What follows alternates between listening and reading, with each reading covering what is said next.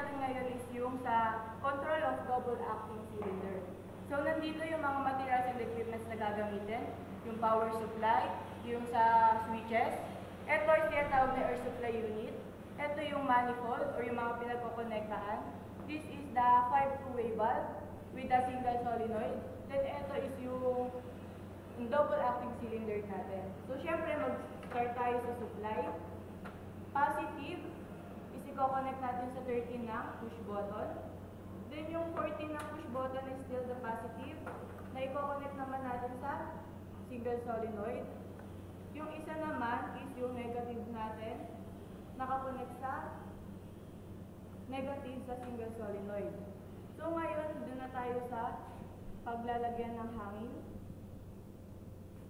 From the manifold, i-connect natin siya sa input or yung supply sa 5-2-way valve.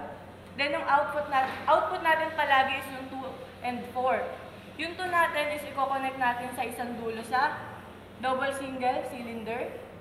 Then yung number 4 naman is nakakonect sa kabila ng double acting cylinder.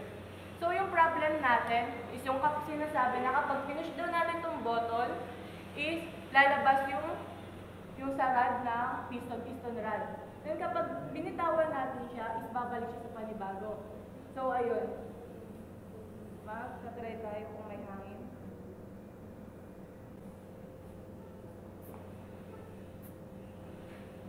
Try natin ilipat sa iba. So kapag magre-release tayo ng tube, is pipindutin natin itong color blue para ma-release at hindi maputol.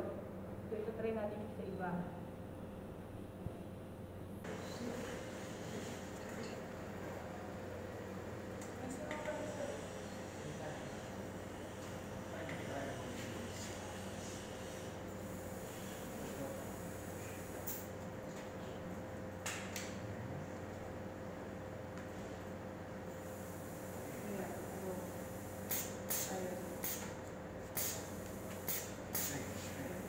Ayun. So, katulad na ng kanina, na kapag pinush natin yung button, is lalabas yung piston rod.